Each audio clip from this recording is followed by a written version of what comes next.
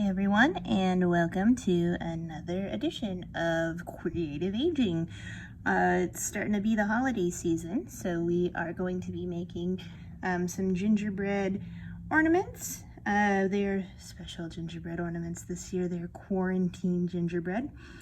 You can use them as an ornament on your tree, or if you're not a celebratory type of person, you don't happen to have a Christmas tree, I think they'd be pretty cute just kind of hanging anywhere as a house decoration or as an office decoration.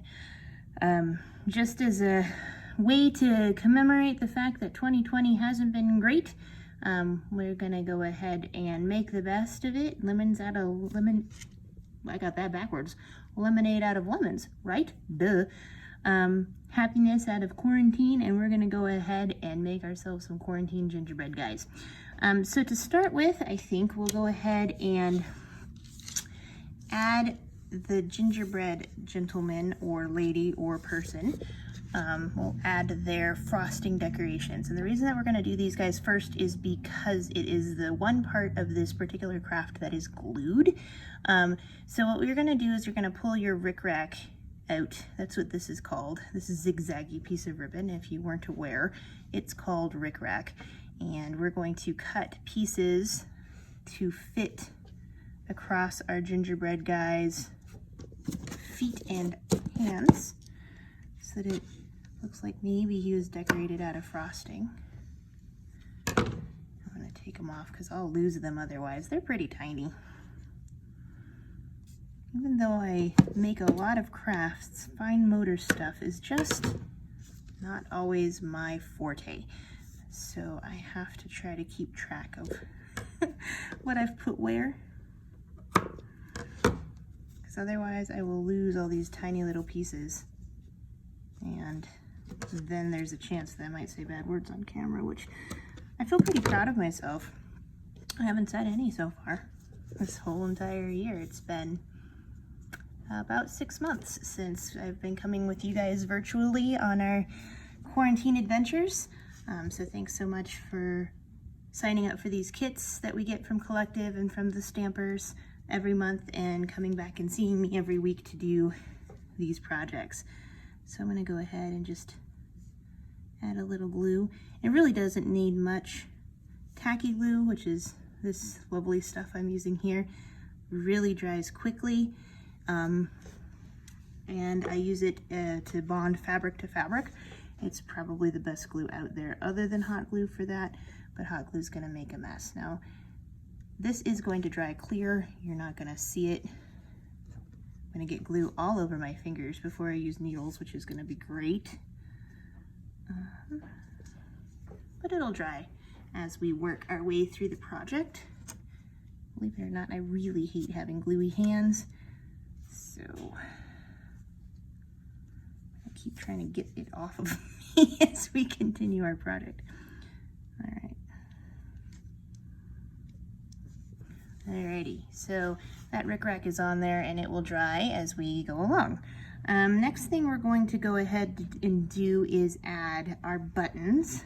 So you've got in your kit 6 different buttons. There'll be 3 for each gingerbread man. You have enough supplies to do 2. You can pick out whichever buttons you want and put them on whatever gingerbread guy you'd like. These are the buttons that I have today.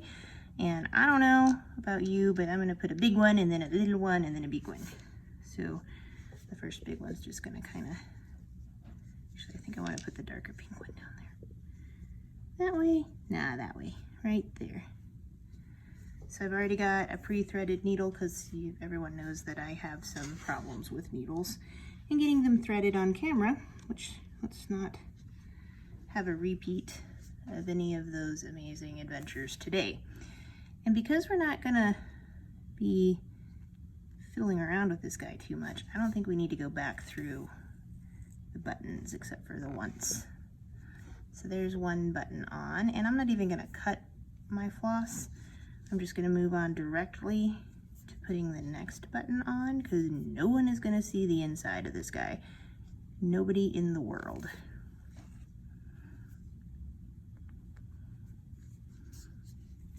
You're not going to see this gingerbread person's guts. Thank goodness, because keeping my ends tidy is not something that I do well with. A lot of people know that I'm a knitter. I'm even currently wearing a sweater that I made and I love it, it's so warm. But keeping the ends of my knitting neat is probably the biggest thing I struggle with too, and then having to go back after I'm done and weave in them all is my least favorite thing to do, probably in knitting. Okay, here we go, here's our last button. And then we're gonna move directly on, don't pass go, don't cut your yarn, to making the straps for the mask. All right, so here's our buttons, Shazam. And we're gonna make a giant, I can't stress that enough, cross stitch situation here. So just an X. I'm gonna start way over here, probably like right there, because we do want a room to sew our back together, but this big giant stitch. See how big that guy is? It's a big old stitch. And we're gonna do the same size back the other way.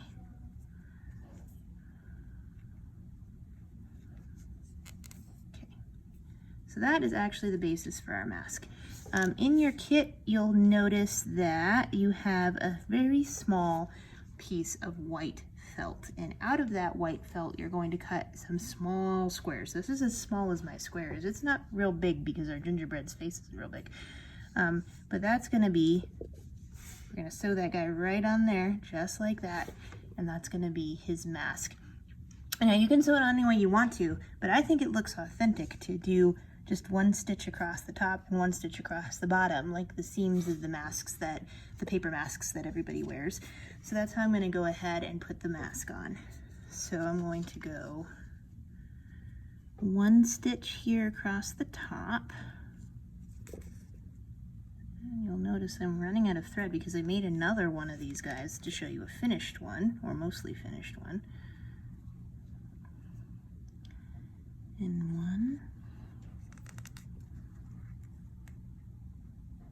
across the bottom.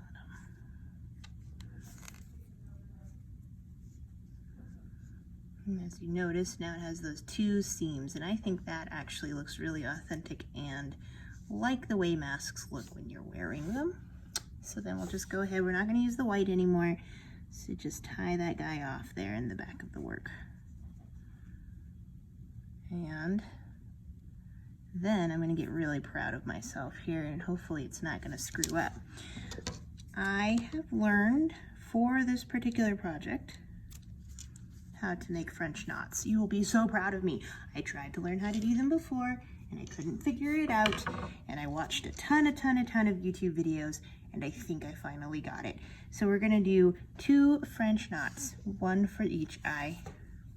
So let's see if I can do this kind of close up so you all can see. So I'm going to pick where I want the eye to go. I think there's probably good. I'm going to pull the yarn through, and then I'm going to put my needle down and wrap the yarn around my needle a couple of times. Hold on to this fella, the bottom part of the yarn, and put the needle back almost in exactly the same spot. Keep pulling, keep pulling, keep pulling, keep pulling, keep pulling, keep pulling, keep pulling, and voila, a French knot. Now, there are going to be some of you out there who are laughing because they think, Sharon, how the heck did you not know how to do that before? No judgment zone here. We don't care if the person doesn't know how to do the craft when we get started. I did not know how to make a French knot, and I learned. That's an important thing to remember. You might not know exactly how to do the thing, but there's a lot of resources out there to teach you, and then when you do learn, you get the opportunity to be incredibly proud of yourself. And I am inordinately proud of my ability to now make a French knot. My mom, I told my mom that I had learned how to make French knots for this, and my mom sews very, very well. And she laughed, and she laughed, and she laughed. It's a no judgment zone, Mom. All right, there's our gingerbread man with his 2 eyes. So we'll just tie this guy off. Unless, of course, you would like to, and you're a good embroiderer, unlike me, who's an absolutely abysmal one, you can write 2020 on the back of your other piece of your gingerbread man.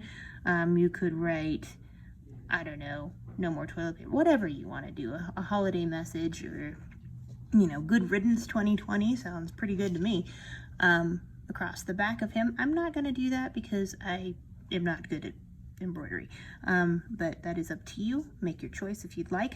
My mom is making a bunch of these guys. I showed her the pattern. She thought it was pretty cool, and so she was taking ground cinnamon and grinding it, like kind of rubbing it into the back of the gingerbread man so that they would smell really good. So the world's your oyster there. Whatever you'd like to do. We'll just tie this fellow off, and I'll show you that in the amount of time that we've been working on this together, my scissors. Ah. That rickrack is starting to dry.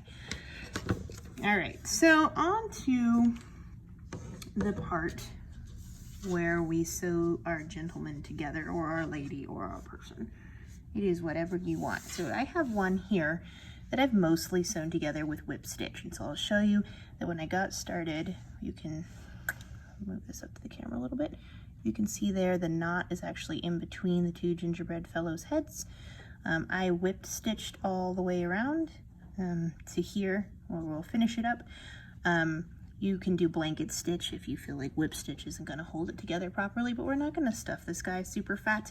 He doesn't need to be a chubby dude. Gingerbread isn't chubby. So I have some fluffy stuff, and I have the end of a pencil. This is what I'm going to use to push it in. Nice eraser. Don't use the pointy end. You can poke through and get graphite all over your dude. Make sure you use the eraser end. You don't need to stuff him, like I said, very fat. And if you're doing this, it's actually, honestly, it's easier if you stuff him as you go. It's just really hard to film the stuffing as you go situation. So I'm going to just stick it right in his head, which I always find to be relatively morbid looking, and push it down into his legs. So there we go. Now he's got some chubby legs and a very chubby tummy, so I want to put some more of that leg stuff back in his leg. There we go. And then a little bit more fluffy stuff into his noggin. And you can use the pencil to push it into his arms. Just like that. If you wanted to add a little bit more fluffy stuff so that he has a fluffy head, that would be good. Right in there, but you don't need to do too much with that. You can adjust his noggin as after we sew him together. All right, so the only other, so we'll whip stitch him, I think probably right about to in between his eyeballs. As I said, you can also blanket stitch it, whatever floats your boat, but I'm a much better whip stitcher than blanket stitcher. I just learned what blanket stitching was, by the way. I'm not an embroiderer. But guys, I am learning right along with you as we do these projects, and before long you're going to see me just busting out embroidery projects all over the place because I've done it for so much for each one of these kits from Collective. Melissa loves to do stitching projects, and she's amazingly good at them and incredibly creative, and she's the one who came up with this particular project here, and I really do love it. I think it's very cute. I'm not gonna lie, I got a kit for myself and made them for my Christmas tree. And I showed my mom, like I said, and she's made a bunch. She made the pattern herself. She didn't even get a kit, she just went and got felt. And it's amazing. She's always been amazing. People laugh, they're like, how did you learn to be a maker, Sharon? And I say 100% from my mom. All right, so the last thing we're gonna have to add to this fellow is his string to hang him. And what I'm going to do is I'm going to take the knot part. So what I did was I cut the string part that was in the kit in half, and then I just tied the ends together. Overhand knot, no big deal. I'm going to stick him in there with the knot part inside of his head, so it comes out like that. And then I'm going to go through his head here, and then I'm going to take the string in between,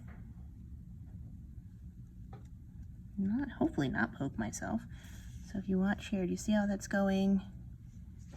Move it up to the camera here, in between, ta-da, and it just ties it right on in there. That's all you have to do. Shazam. We'll just finish him all the way around.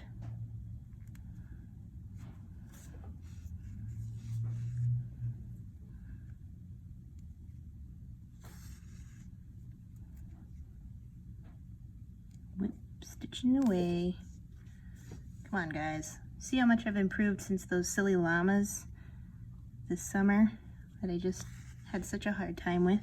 Partially, I think, because I tried to do the entire program live, which, as I've learned as I've done this, that isn't necessarily a great idea. This is a first take. I have not had to go back and undo this, but if for some reason I had like poked myself and gotten blood all over or whatever, I could have stopped it because I'm filming this before the program airs. And that's probably my biggest takeaway from doing this live, is that that helps. So whip stitch in this fluffy stuff, and there we go. So what we're going to do is we'll just tie him off now, and he's done.